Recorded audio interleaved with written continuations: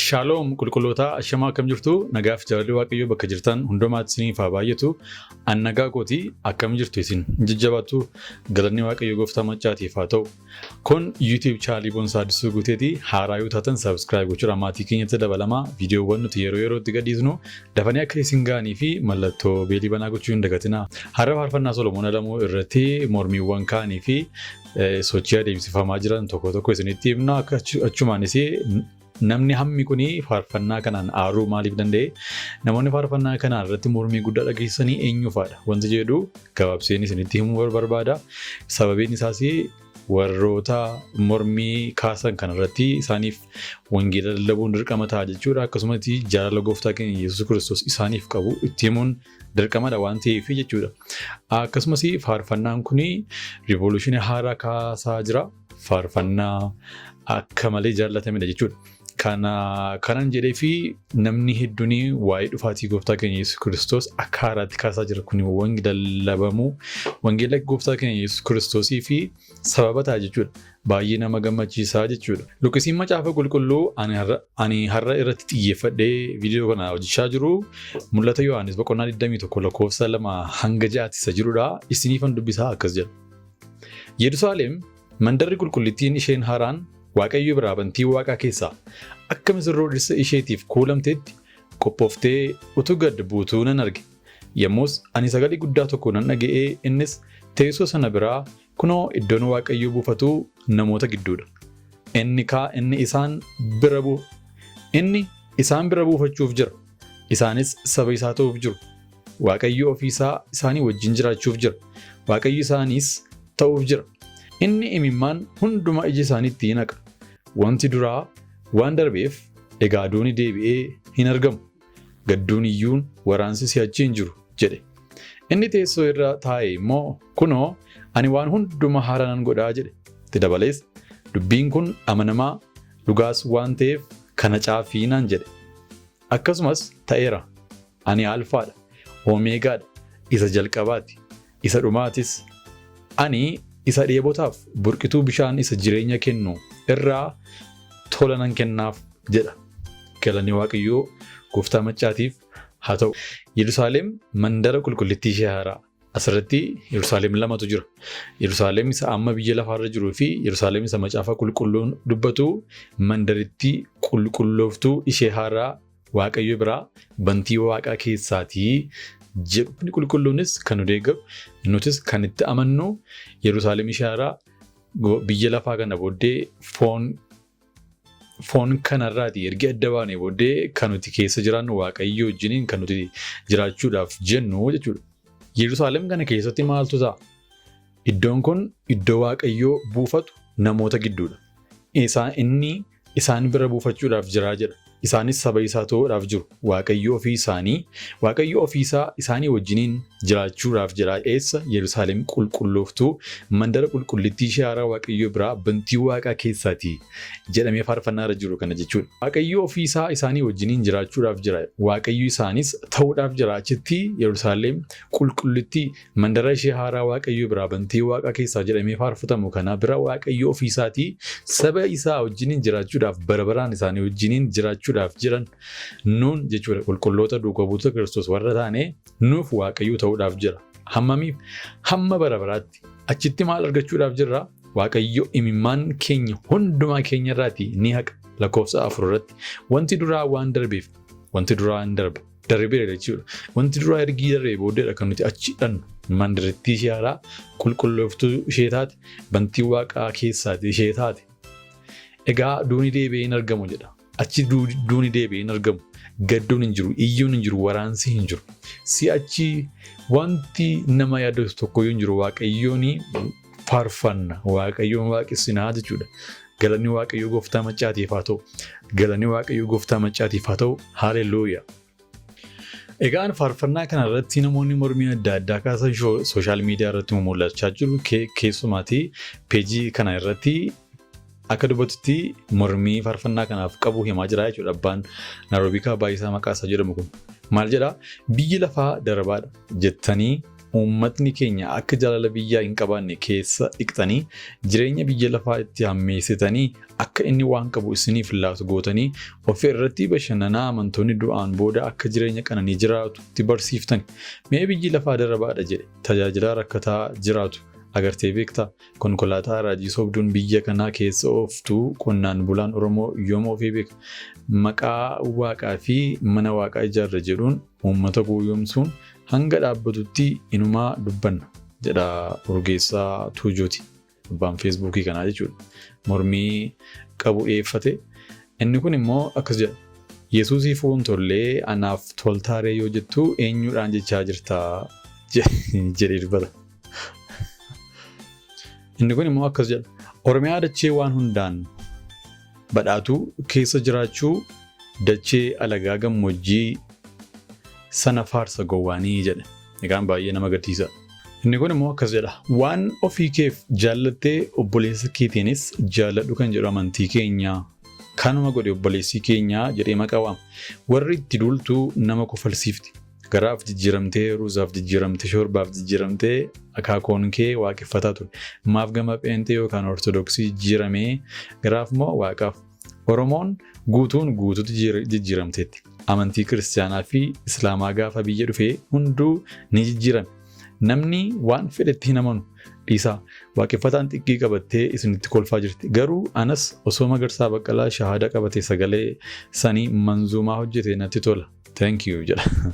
Namni kun immoo inshaallah dhiyootti shaadaa akka qabatu abdii qabna jedha. Inshaallah dhiyootti shaadaa akka qabatu abdii qabna eenyuudhaani? Faarfataa Solomoon Alamuutiini. Faarfataa Solomoon Alamuutiin inshaallah dhiyootti shaadaa akka qabatu abdii qabna jechuun isaa gara musliimaatti dhufuun isaa hin oolu kana abdannaa fi jechaa jiru obboleessi keenya. Haa ta'u lammii tasfaayee asirratti akkas jedha. Faaruu Solomoon Alamuu kanan dhaggeeffadhee hamma jennaanitu gareen 2-3 dubbii walitti darbatuun arge. Innis toorrii walaloo Yesuusiifuu hin tollee naaf toltaaree jedhu irratti. Gareen tokko akkas jedha. Yesus Kiristoos gaarummaa biyya lafaa ilaalee hin dhufne kanaaf sirrii miti jedha. Kun akka Phexros ittiin jedhe sanaa du'aa si oolchuu akka jechuuti. Garee lammataa immoo akkas jiru. Biyyi lafaa Gooftaa Yesuusiin nu dhiphiftee murtoo fooniin du'uu itti dabarsite. Kuniifuu iniltuu akka jechuuti. Sirriidha jettu isin. Gareen sadaffaan immoo akkas jiru. Gareen kun ammoo Oromiyaadha biyyi keenya Israa'el miti jedhu. Isaan kun hafuuratti hin jiran warra kana bira kutaa jedha. Bu'uura macaafa qulqulluutiin yaa'an toora walaloo kanaa yeroo madaalamu attamitti hubattan. Waa'ee garee warra sadaffaa yaadinaa yookaan dhiisaa jedha. Warra Oromiyaan biyya keenyadha. Waa'ee Israa'eliin, waa'ee Yerusaalemiin maaliif kaaftu?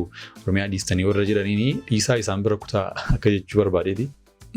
Komantii nama kolfiisu tokkoon isinitti hima. Solaa koo baga gidduu seentee jireenya qaala'insaa nu mudate irratti dubbatte. Biyya keenya nu yaadachiifte. Dhuguma isaa jedhe.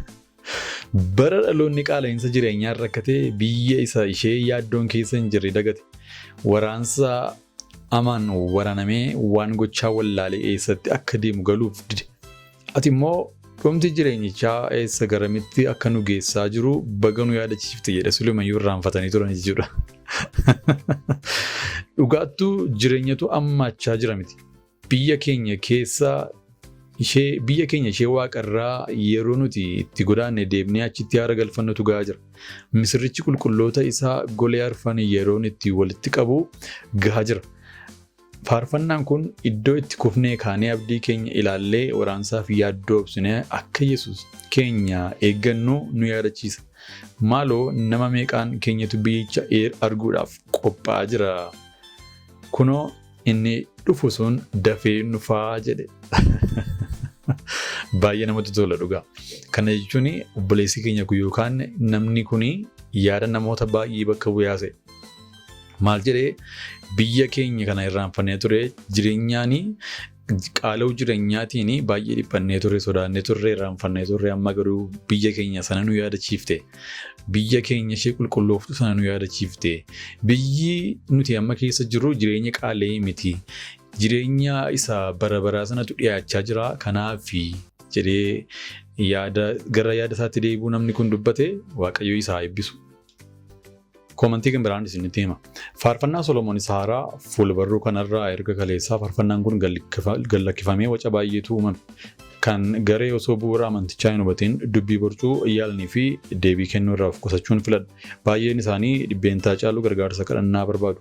Waan ta'eef isaaniif kadhachuutu caala. Gareen kaan ammoo ergaan walaloo kanaa bu'uura barsiisa sobaarra ka'aa ilaalcha jedhu yeroo barreeffama oliif gadi oofaa jiran argina. Gaarummaan isaa mucaan walaloo faarsaa sanaa achuma YouTube irra waan ka'eef dhaggeeffachuu qofa osoo hin taane dubbisanii hubachuuf nama hin rakkisu. Ilaalchi walaloon dogoggora qaba yookaan makmaaksadha jedhamee garuu bu'uura macaafa qulqulluun yoo ilaalle dogoggora biyyi lafaa dhuguma Yesuusiif hin tolle nuufis hin toltu kan ammoo ifatti Yesuus dubbatee jira. Yohaannis boqonnaa 15 lakkoofsa 18 irratti biyyi lafaa yoo isin jibbe isin dura akka ana jibbe beekaa jedheera. Kan nama jibbu ammoo dhuguma namaaf hin tolu.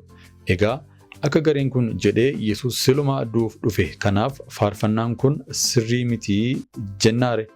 Waaw! Sababiin isaas akka jarreen kanaatti silayyuu Yesuus biyya lafaan jaallatamoo hin dhufne ilaalcha jedhuun duuchaatti darbina taanaan luqqisiin Yohaannis boqonnaa 15 lakkoofsa 18 irratti argamu kun hin barbaachisu ture. Kanaaf faarfannaan Solomoon bu'uura macaafa qulqulluu yoo madaalame sababa kufuuf hin qabaatu. Solomoon Alemu eebbifamii jedha. Kanaafiyyuu mul'ata Yohaannis boqonnaa 21 sababii baay'ee jaalladheef irra deebi'anii isinii dubbisa akkas jedha. Yerusaalem mandarri qulqullittiin isheen haaraan Waaqayyo biraa bantii Waaqa keessaa akka misirroo dhirsa isheetiif kuulamteetti qophooftee utuu gad buutuu nan arge. Yommus ani sagalee guddaa tokko nan dhaga'e innis teessoo sana biraa kunoo iddoon Waaqayyo buufatu namoota gidduudhaa. Inni isaan bira buufachuuf jira. Isaanis saba isaa ta'uuf jiru. Waaqayyo ofii isaa isaanii wajjin jiraachuuf jira. Waaqayyo isaanis ta'uuf jira. Inni imimmaan hundumaa ija isaaniitti hin haqa.